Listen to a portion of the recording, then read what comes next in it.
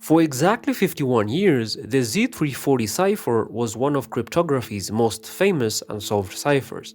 The FBI couldn't crack it, the CIA couldn't crack it. Now, as computers got faster, amateur code breakers threw enormous processing power at this grid of 340 symbols, assuming the Zodiac Killer had invented some masterwork of encryption. He didn't.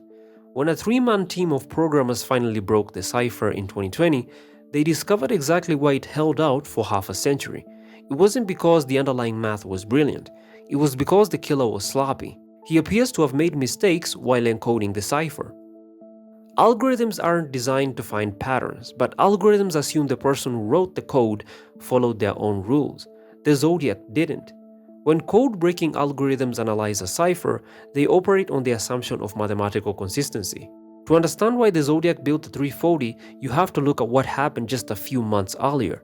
In July 1969, he sent his first major puzzle, the 408 cipher. He demanded newspapers printed, threatening to kill again if they didn't.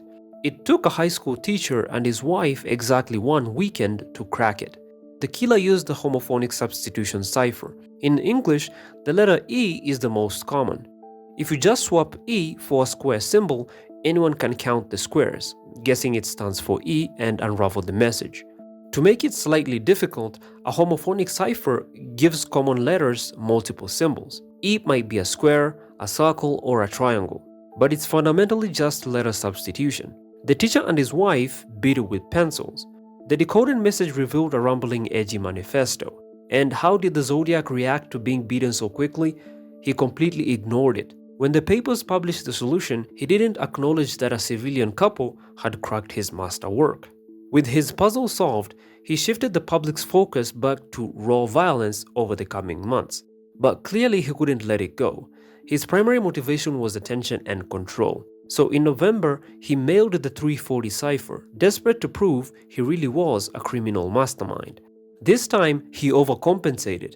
He built something so convoluted that he ended up confusing himself. After mailing the 340, the Zodiac never sent a long geometric puzzle again. His later codes were incredibly short, and eventually he just gave up and wrote his letters in plain text. The ultimate irony here is his motive. He wrote the 340 because he desperately wanted the world to read his terrifying new message. But because he was sloppy, he locked his own words inside a mathematical vault. His massive ego demanded an audience, and his own stupidity denied him one for 50 years. When cryptographers looked at the 340, they assumed it was the same type of code. They counted the symbol frequencies, they ran the statistical test, but every time they tried to translate it, the output was gibberish. That's because the Zodiac added a second layer of encryption: transposition. Instead of just switching letters for symbols, he arranged the physical location of the letters on the page. Before converting the letters into symbols, he arranged the plain text using a diagonal transposition pattern. Down one row, over two columns, over and over again, wrapping around the grid when he hit the edge. Once he scrambled the layout, he converted the letters into symbols. This combination of homophonic substitution mixed with diagonal transposition is computationally devastating. You can't just guess symbols anymore, because the letters aren't next to each other. To crack it, you have to guess the correct symbol swaps and the correct diagonal reading path at the exact same time. The number of possible combinations is astronomically large. You can't brute force that. I believe even if you programmed a supercomputer to try every single combination, the sun would burn out before it finished. By the 2010s, codebreakers realized they couldn't just guess everything. They needed an algorithm that could grade itself. Enter Jarl Van Eycke. He wrote a program called decrypted. It relies on a concept called hill climbing. Instead of trying every combination, the program makes a random guess at the cipher and translates it. The result will look like total garbage, but the software analyzes the garbage to see if any combinations of letters resemble English, like finding TH or ING. If it finds a tiny scrap of English, it gives that guess a higher score. Then it mutates the cipher slightly. If the score goes up, it keeps going.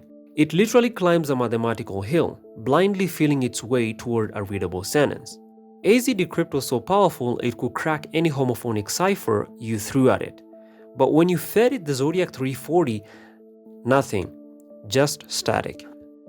This is where David and Sam Blake come in. They realized that if AZ Decrypt couldn't read the 340, the layout of the grid had to be somehow broken. Blake decided to generate hundreds of thousands of different ways to read the grid. Reading it backward, reading it in spirals, reading it in chunks. He fed 340,000 different layouts into Van Eycke's AZ Decrypt program to see if any of them climbed the hill. One day, a layout actually scored high. It wasn't a full solve, but fragments of English finally appeared. The layout that worked involved splitting the cipher into 3 distinct horizontal blocks and reading them with that down 1 over 2 diagonal pattern. But the English words only appeared in the top block. The other 2 blocks was still gibberish. They finally had eyes on the problem. The layout that worked involved treating the cipher as 3 horizontal sections. Picture the Zodiac in 1969. He's at his desk, manually translating his handwritten message into a complex grid. His rule is strict: move down 1 row over 2 spaces. But somewhere in the middle of the page, he loses focus. Maybe he looks away, or maybe he just gets confused by his own chart. When his pen hits the paper again, he misses his alignment by a single column. That one tiny human lapse changed everything. The recovered solution indicates the encoding pattern goes out of alignment in the middle of the cipher, consistent with 1 or more encoding mistakes. This doesn't appear to have been an intentional security feature. It is widely believed to have been an encoding mistake, but that tiny shift ruined the geometric math the computers were relying on. Once Oranchak, Blake, and Van Eycke spotted the mistake, they manually untangled it. They shifted the letters back to where the killer actually meant to put them. They ran the corrected cipher through the software one last time. 51 years of silence instantly collapsed into this. I hope you're having lots of fun in trying to catch me. That wasn't me on the TV show, which brings up a point about me. I'm not afraid of the gas chamber because it will send me to paradise. All the sooner because I now have enough slaves to work for me where everyone else has nothing when they reach paradise. So they are afraid of death. I am not afraid because I know that my new life will be an easy one in paradise, death. No massive revelations, no name, just a guy spelling paradise with a C, desperate for attention and pretending he wasn't afraid to die. Now, the Z340 wasn't an unbreakable cipher. It was a clever design, undermined by an apparent encoding errors. But in a weird twist of fate, he accidentally made the cipher far more infamous than he likely imagined. It kept the world guessing for 50 years. Anyways, I wanted to try something new in my edits by using storytelling a little bit without using too much technicality, and I hope you guys like this experimentation. And if you do, I will try and keep future videos with a little bit of something like this.